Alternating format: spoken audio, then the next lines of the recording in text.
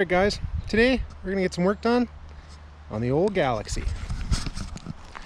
She's just kind of hanging out over here. I did drive her yesterday because of course the BMW wouldn't start and the old girl did. Today we're gonna try and get the old poverty caps and rims off and get something decent on the back at the very least. So there are some tricks getting the old Galaxie going. First of all, get under the old bonnet. You gotta loosen the air cleaner nut.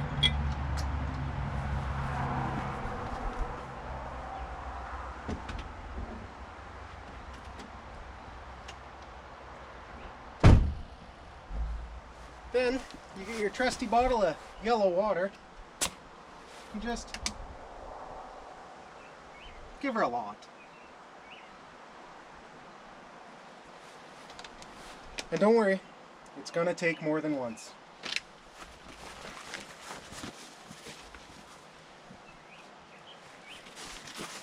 Need the keys. Found them.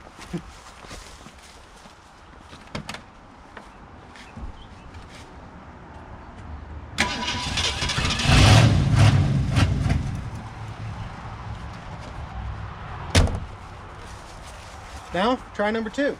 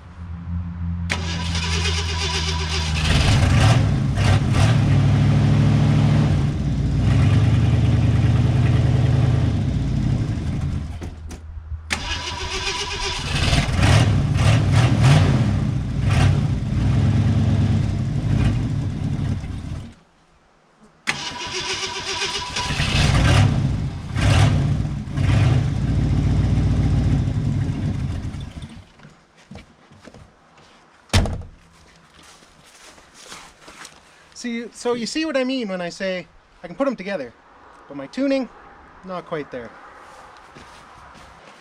You see, the main problem is when Stephen and I brought her home, we thought, geez, she's idling just a little high. So of course, we turned it down all the way. So,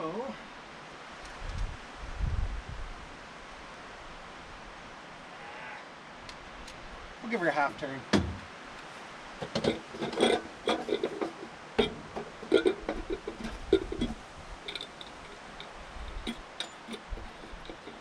And now that she's fired up, don't need that anymore. We'll put it back in the glove box for safekeeping.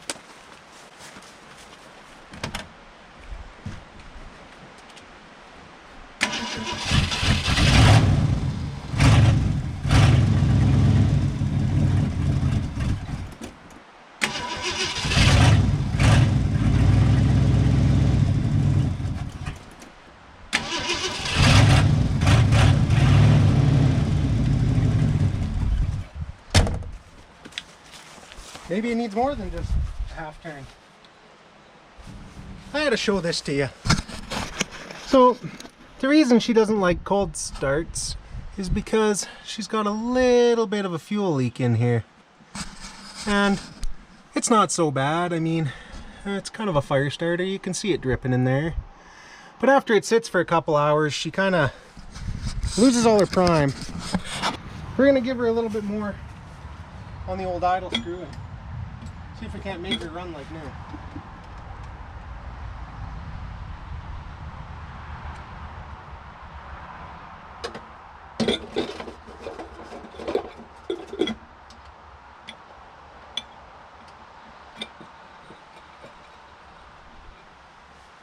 We'll try that.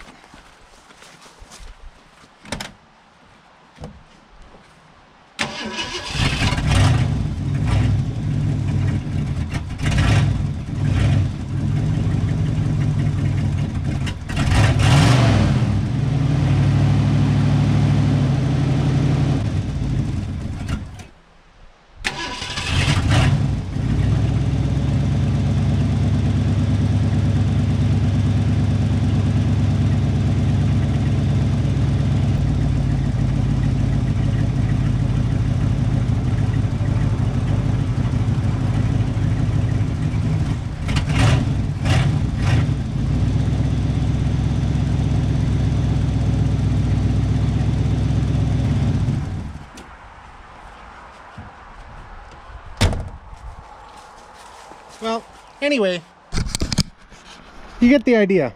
She doesn't quite run like new, but I do promise once she warms up, she actually runs pretty darn good. Other than the fact I took it for a drive the other day and went to see Steven and put on, oh, I don't know, 40-50 miles, and this was right empty. I had no brakes. And I put another 30 or so on since then, and she's just about empty, so it's obviously needs some more of that. You can see the reason she sounds like old farmer Frank is hauling in 100 bushels of corn, because someone cut the exhaust off, and well, now everywhere I go I'm mistaken for a grain truck. And then there's the dreaded 3-speed automatic. And I'm not going to go over that again about how much I just love everything about those.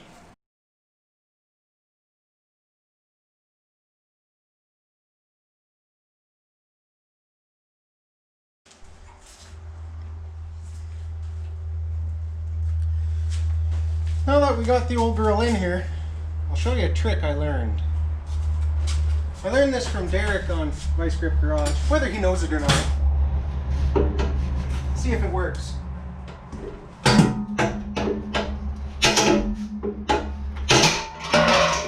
Well, I'm nowhere near as smooth as he is, but it's off.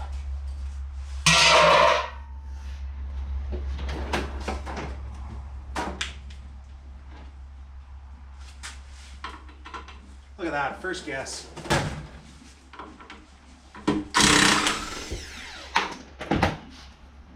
So the first thing we're going to do is see if the lug nuts I saved from the old Chrysler even fit.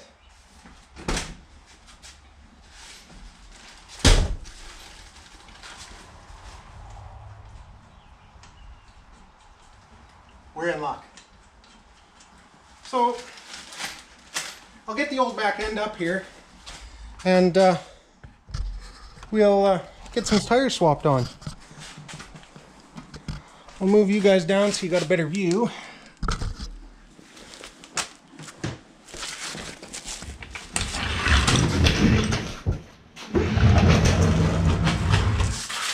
This is the highest quality of jack. As you can see, it's got half its wheels, so it's basically perfect.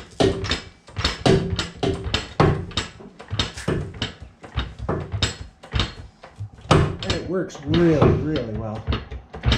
About 40 or 50,000 more pumps to the handle and we might be there.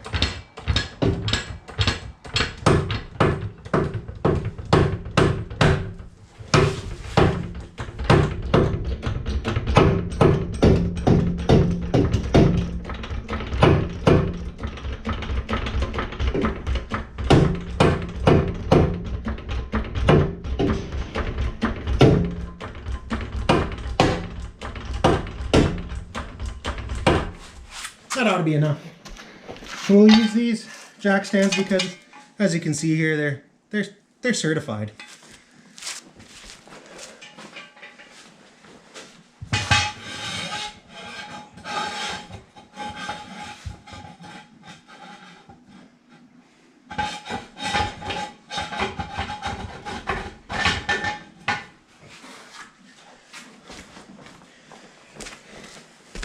And the nice thing about these here certified stands is, unlike our American friends, these ones have not been recalled yet. I definitely got to quantify that with you yet. We got to go up a little more. Whoop. Got enough leverage. It's almost like it's a heavy car. Perfect.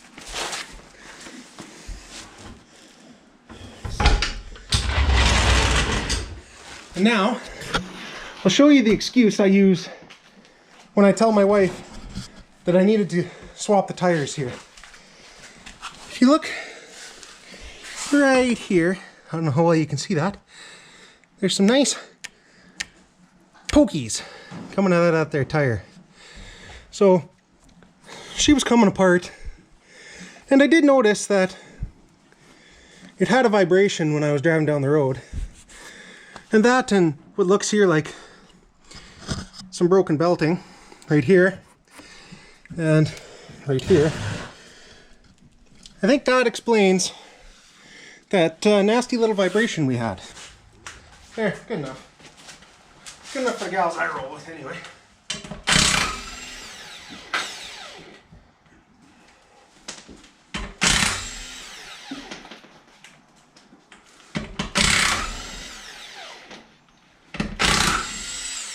What I'm using here is my Matco 20 volt half-inch impact, and I bought this when my air impact gave up the ghost, and this thing is absolutely fantastic.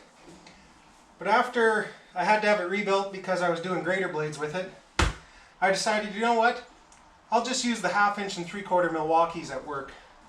Then I don't have to pay to fix it. So we'll take this bad boy off. And let's go for a walk. I'll take you over. Oh, don't mind the Corvette. It's just growing in the grass.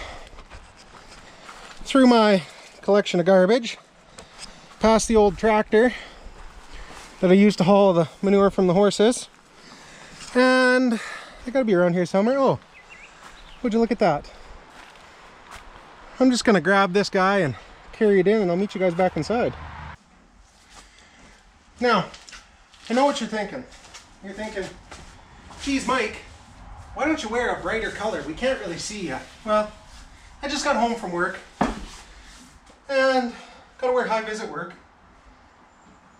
And I just don't feel like going in, showering, changing, coming back outside, and getting all dirty and sweaty again. So, do laundry once, shower once. You can call me lazy, because I am. So let's throw some of these basically brand new lug nuts in here and we'll see how she looks.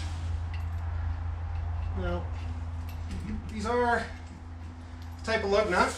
I'll show you guys. They have a shoulder that recesses inside the wheel and a little washer. And these washers are offset because these are, I believe they call them unilug wheels, and that way they can fit a 5 by 4.5.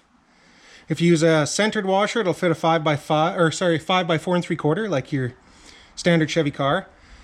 And then you can offset them opposite, and they'll fit a 5-on-5, kind of like any Chevy half-ton from the 70s, 80s, you know. But let's get these on. Now, you really got to get under it, and as you can see, I'm wearing my safety-toed footwear, so I don't have to worry about being unsafe. And you kind of got to shimmy the wheel just right to get those shoulders in, and then most people would care more than I do, but you also got to be careful putting your washers in, that you don't get them cockeyed in there and mar up your wheel. Now I only have enough lug nuts to do the rear of the car because the first time I put these rims on my Chrysler, I couldn't find the proper nuts. I could find lots of washers, but I couldn't find nuts that were small enough to fit the washers. The shoulder was too big, and they were too long of a shoulder. So I actually had to machine them down on the lathe at work, and it kind of worked, but they were really ugly. And when I had issues with them, I ended up finally finding these guys here and putting them on just the front wheels of the car, because actually when I pulled the lug nuts off the car that I had originally put the wheels on, I broke 3 studs on one side and 2 on the other, and ended up having to replace all the studs on the front of the car. And that's the car size. That's the handy part of having your toolbox right behind you in the way. That's better. And it's chrome, so you know it's perfect for the impact. Now this thing does have quite a bit of power, so we'll just be careful with it.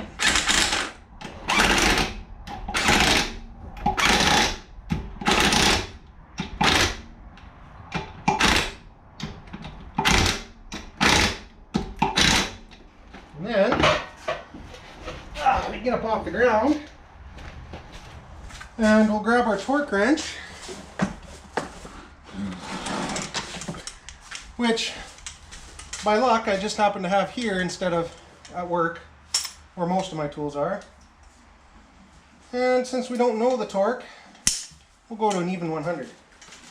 But we're going to have to wait to start that till we get the other side done.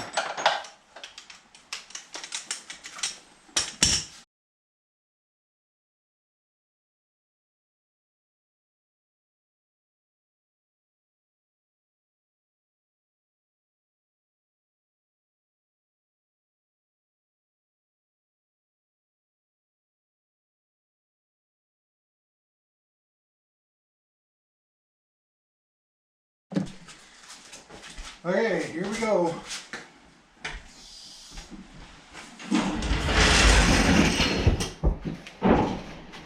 Now let's get these wheels torqued.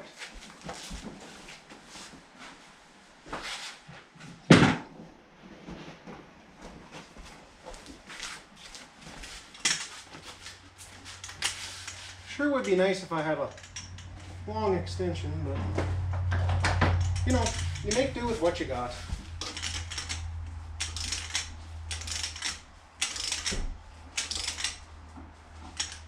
You know, 100 feels a little too much with those silly washers. Let's go down a little. Not quite enough torque. Set it to 90. Perfect.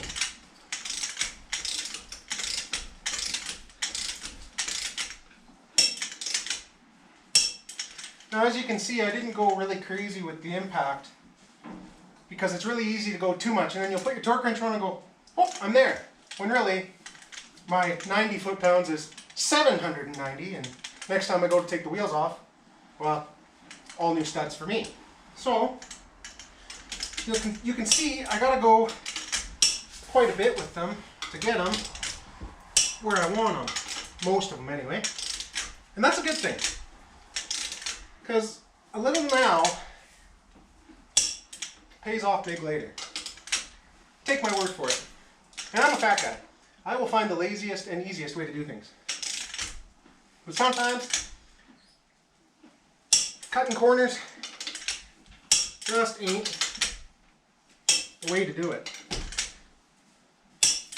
You always double check, because losing a tire really sucks when you're going 60 miles an hour, really 90, because this is Alberta, and if you do the speed limit, you'll get run off the road. We'll save these old lug nuts for later. We'll use one of my really nice free organization tubs that I get from work. We're actually going to go the extra mile with this tub, and I'm going to cross out what I wrote on it before, and we're going to go lug nuts. Lug nuts. Now, from now on, I'll know exactly what's in that tub. Along with, well, don't look at that one, but along with this tub and all these other ones. Because nothing sucks more than spending 6, 8, 10, 12 hours. You could be working on stuff, searching for stuff. And now, the most important part of any job, putting things away in a clean, organized fashion, because nothing's as annoying as not being able to find what you need. So, maybe we'll just change this a little. I know this toolbox is already really, really disorganized, but I do the best I can with the small amount of space I have. And actually this is pretty decent tool cart, because this is, despite saying Mako on it, a Blue Point cart. And I did pay good money for it when I was a wee apprentice. Don't look at that part. There's no organization there at all.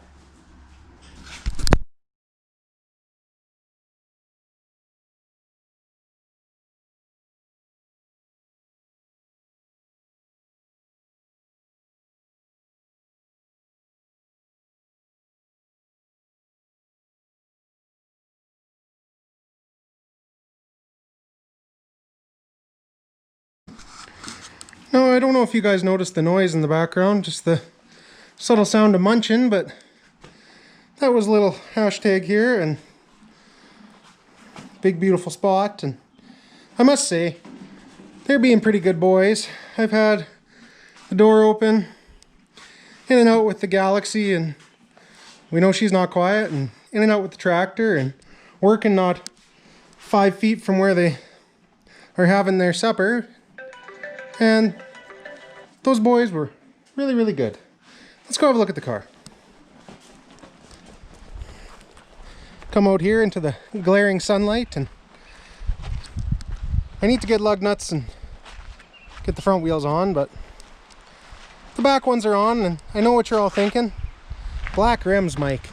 Black rims. Like, these buggers should be aluminum. And I'm with you. But I got a really good deal on them. And, you know, the paint's starting to flake on them, so pretty soon they'll be aluminum, and if not, I'll make sure they are.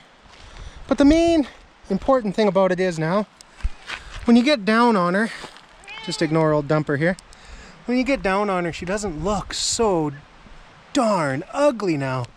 One thing about when you followed this car before, you'd see 4 inches of car, 4 inches of tire on each side. Now, we don't have that problem anymore. We got about the perfect stick out on the side of this old girl. And I don't know about you guys, but I just think it's a lot better overall. So anyway,